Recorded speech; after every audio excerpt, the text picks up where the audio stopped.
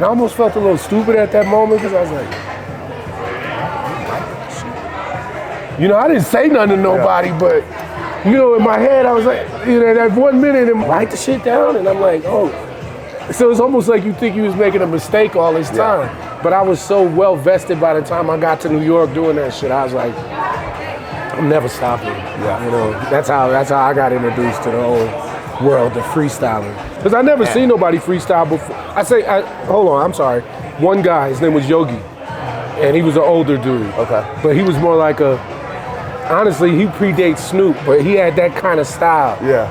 I'm Yogi the Bear, you know, and talk about bitches. Hey, was he from Indiana? Yeah. Okay, just a cat out there? Yeah. Okay. Yeah, I'm trying to think of when I got exposed to free. It's either, because I remember Don putting me on to the Wake Up Show mixtapes, and like, because out here it was harder to get stuff. Like, everything was popping in Cali, New York, and then it'd kind of be in the South, but we'd miss everything here. You'd have to like fight to get stuff. We were like 5-10 years behind. Yeah, but he would go to the East Coast and get like the Tony Touch tapes and and come back with stuff. My dad, so when I was 15, I went out to New York. I turned 16 in New York, and my dad used to hang out in Alphabet City on the Lower East Side, Tompkins Square Park.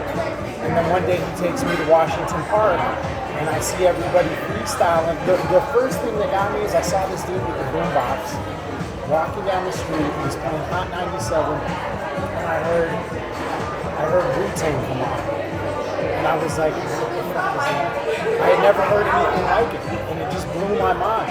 And I was like following him, listening, like, what station is he listening to? Like, I have to figure this out. Like, this is amazing. And he took me to Washington. That was my stomping grounds. Like that became my spot. That was my hustle spot when I was in, you know, my early 20s. Like, that's how I ate. You know, if I didn't have no bread, I would jump to Turnstile, ride into the village, take my little radio, set up, wait for work to get out, and I would just rap about people that was walking by. And a lot of times people would stop and be like, you know, what the fuck, he just said something about my outfit? And then I would pass the hat, and it started becoming a thing to where people actually would come to the park to see the dude snap on people. You know, sometimes I'd make jokes, you know, or whatever, but it became a thing.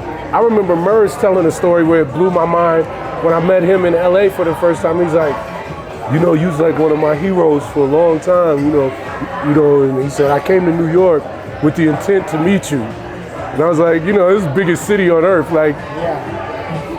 But I said, you must have had some serious superpowers working with you. He said, I came to the park because he said, I told my mom, I said, I'm gonna go meet Supernatural in the park. And he's like, it was a 1 in a million chance that you would have been there. And he said, I walked in the fucking park and you was standing up on one of those little concrete slabs and you was rapping. And he said, it was like, I seen a God. He said, when I left, I got on the payphone and called my mom and was like, yo, I found him. And it was just one of the most heartwarming stories for me because I was just like, wow, you really came to see something and you got to see it in real time. That's, you know, it was like when I met KRS for the first time, you know, me being like a child that grew up loving him and then actually being around him and being on stages and rocking mics with him was like, a lot of times I would always have to keep my Starboy shit to a minimal because it's like, damn, I'm with these dudes, but yeah, I'm still gigging that you digging on me. And fanboy out. Yeah, you know, and I just had to, a lot of times I'd have to oppress that shit, you know. But that's how I got introduced to a lot of the, you know, rigors of the game. But I've had some, New York City for me was probably, I mean, it was one of the most enlightening experiences of my life, you know. Like, we always went back and forth to New York, but to actually live there, you know, and carve my way through the city to where I'm sitting in, you know, Colorado with y'all right now, it's always a testament to the will of the spirit and what you put into the game, you know. And that's like, I still marvel at this shit. Yeah. Even when I was on the plane last night and I was flying, I'm like, your freestyle abilities are still causing ripples and waves, and for you to be able to do shit that you never would have thought, like going to Dubai and going to Africa and going to Korea and Thailand and, you know, Australia and just all of the places that I hit, you know. I love, like, I could easily kick back now and be like, I'm good. And I'm not even talking about fighting finance-wise, just the experience that I've had is priceless, you know. I want to make a couple more dollars, though, before it's all said and done. So Urban Egg is one of my favorite brunch breakfast spots in Colorado. And I mean, look at this. This is the chicken and the waffle Benedict. It's bananas. Yo, how stereotypical and cliche is it for me to get chicken and waffles? Yo, it's all good. It is one of the most amazing Benedicts on their menu. But, you know, it's 80-20 lifestyle. I know I preach that health stuff, but it's the weekend. 20%, you get to wild out a little bit. And I'm with the homies, so we're all just vibing and having a great time. See, my son was laid back. The one thing with Hodge was, I remember we taught him how to rap like way early. I used to beatbox in his ear, and I would make beats in the palm of his hand. Like this when he was 1 year old. And I would talk in his hand, you know, and I would rap in his hand. And so before long, before he could even really formulate words, if I would count to 3, if I go, get on the mic now after me, take away, little man, now 1, 2, 3. And he go, and I group to squeak, the gust of me. And he wouldn't be saying shit, but it would be on beat and it would be perfect. That's crazy. And that evolved into him fucking rapping hard now. Like, he goes hard now, but those are some of the best times watching him grow. I used to take him to the Village. I'd be like, come on. I bought him a little New York Yankees hat. I said, now watch this. I said, when you do that, when I do the 1, 2, 3, you go. He's starting to formulate words now. We used to make so much money doing that. I remember the first time he did it, he made like $75. And I remember how he looked into the hat and he was like, I said, that's yours. It's mine? I said, yeah, you can buy whatever you want. Went to FAO Schwartz that day. And I'm thinking, $75, you're gonna come out with some heat. He went in and bought one little kung fu dude. It was like, we got downstairs and got ready to pay for it. He said, hold up, he needs somebody to fight with. He went back up and got one more. And that was it. That kept the rest of his money. But little shit like that, like for me being with my seed is priceless. It's crazy because as I've been trying to work on the freestyles, I'm always busy. So like I'll freestyle in my car a lot to try to, you know, sometimes my daughter will be in there and I never really notice what she's picking up on. But we have this little karaoke thing and she's 4, she grabs the mic and my wife's playing like Little Mermaid and she's like singing. And so she's like, Mom, I want to rap. And I look over, I'm like, what? And then my wife just puts on Dr. Dre beat, like Still DRE, and she's just like talking, but it's like over the beat. She's comfortable that's talking how over Haji that. And I was. was like, she's like, that was my friend. She is a mermaid. It's not rhyming, but she's just like, but she went to bed at 5, but she laughed at her mom. And I'm like, that's beautiful. crazy. That's crazy. That's how it starts. I'm just like, that's wild. That's how he started. I'll be right back. You know, living in New York at that time, being 20 years old, with a pocket full of cash, what an experience. You know, I was telling him, you know, I had stiff competition on my label. You know, I was telling him last night, Sylvia Rose signed me in '93.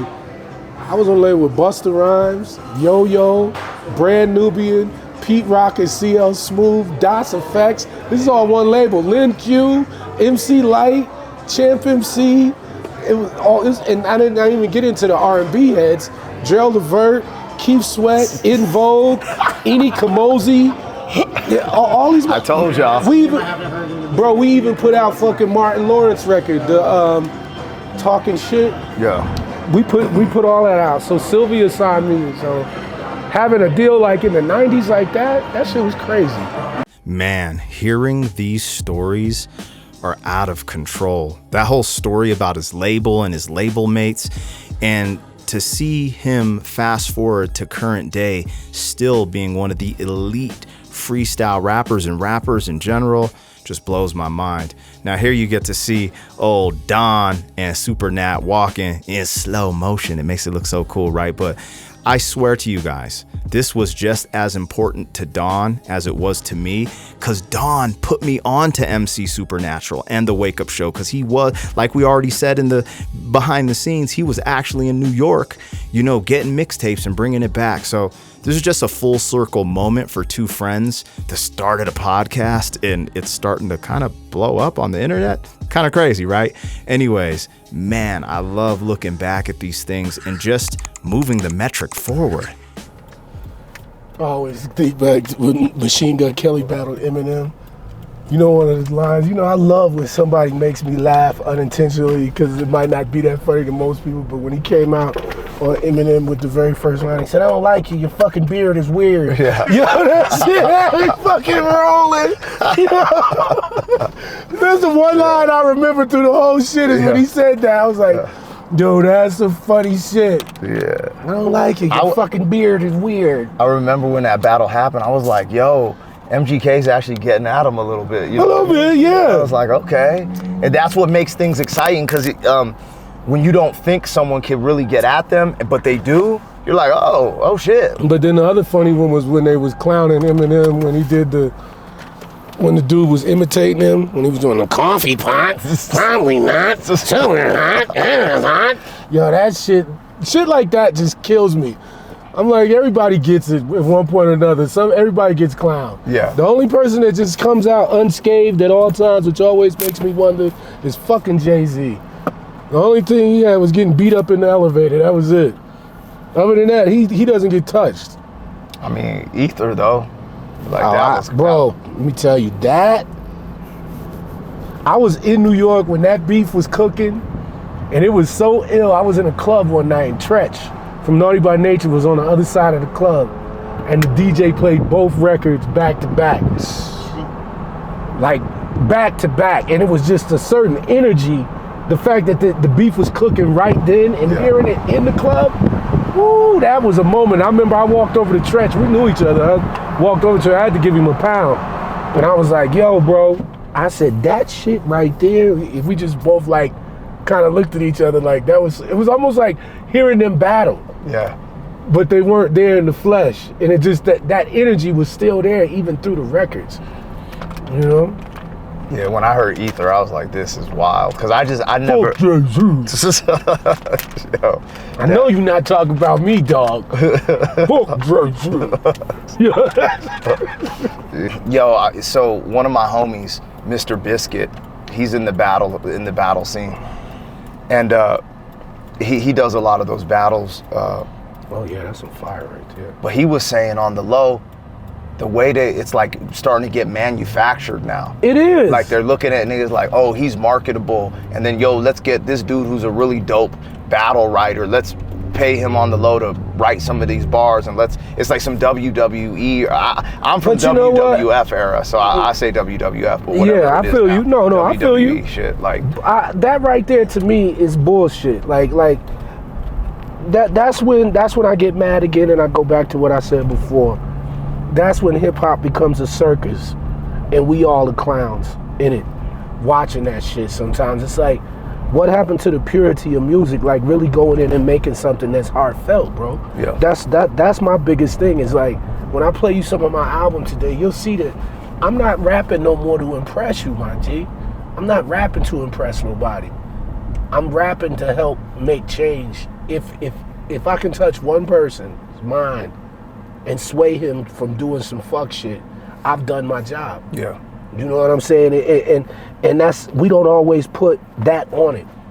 But when I got a chance to speak to the masses, I just could not find myself at the end of the day standing on nobody's stage talking about, yeah, I slang that crack, that bitch's ass is fat, and I blew the nigga's fucking face out with the Mac, something is crack, and there's no turning. I couldn't do it. Yeah. It just didn't sound right. And was mad dudes around me selling crack? Fuck yeah. The 90s. Yep. The 80s and the 90s was the crack era. But I just felt like it was always, and I still feel like that to this very day. You know, like, I'll never change that. I'm like, hey, as long as I got something to say, and a platform to say it on, because I look at people like Martin Luther King and Marcus Garvey and H. Rap Brown and Huey P. Newton and all of the greats that came before me that were freedom fighters, right? And all they wanted to do was to have their voice be heard. And the struggle that they had to go through, damn near lose their lives. Some of them did lose their lives to have their voice heard. Remember, Fred Hampton was only fucking 23, 24 when he passed. Yeah. He was leading the Black Panther Party in Chicago. Yeah. So see, these are the type of people that I come up under. That's why I don't be with all the fuck shit.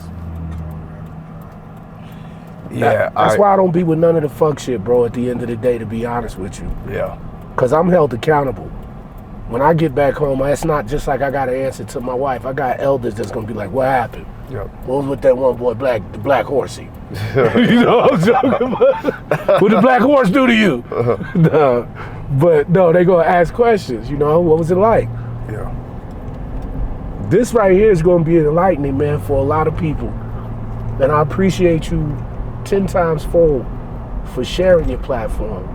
You didn't have to do this. You didn't have to do none of this. Yeah, you know, it's funny you say that, because everything you just said, right, is like, I did have to do it, but I appreciate you, like, because I have to do this for the culture. You see what I'm saying? Just like you couldn't rap about crack and da-da-da-da for the culture, because you have a responsibility. And that's the other thing with my platform.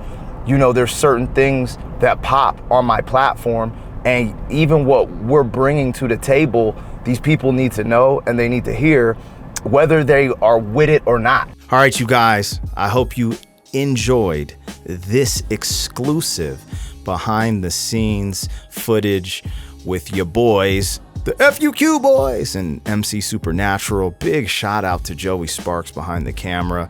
Man, it's always cool to do these behind the scenes things. Now, we just pulled up to the recording studio, and this is right before we do this legendary, historic for us, interview and podcast with MC Supernatural. So this is just a day, this is a bucket list day for us. And it's so much excitement. You see, I got my bag full of food and everything just ready to get after it. Now, I can't lie, going into this, I was a little bit nervous because I have been working on my freestyle for the last year or so. And I used to freestyle a ton when I was younger, but I've been really trying to step my game up as of recent, and knowing the fact that I was about to freestyle with the GOAT, MC Supernatural, and my voice was going out, whew, a lot of pressure on my shoulders. However, I endured. I made it through. And I do believe on this day we made hip-hop history. So I want to give a big shout out to MC Supernatural for making it. You see those Clarks? Yeah, the Wallies? He showed up with the Wallies, man, the Clarks. Anyways, man, this was an amazing day for us. I really want to give a shout out to Don for being a part of it, for MC Supernatural for being the king he is, Joey for coming through, and just all the epic flavor that happened this day. Man, this is a day to remember and in the history books for us. And we want to do more of this stuff. I want to start bringing beatboxers in and other MCs. You guys know what I want to do. So keep tuning in to the original content on the channel. That allows us to produce more of this stuff, and we're going to keep bringing it to you. But yeah, just like that, man, we're about to ride off into the sunset. But hey, I really appreciate you guys, everyone on the channel who's subscribed, who's a member, who engages with the content. Yo, you're making dreams come true. Like, I'm literally pretty much living off YouTube now, which is crazy to think, because I wasn't a year ago. So yeah, right into the studio we go, and history will be made, or should I say, was made.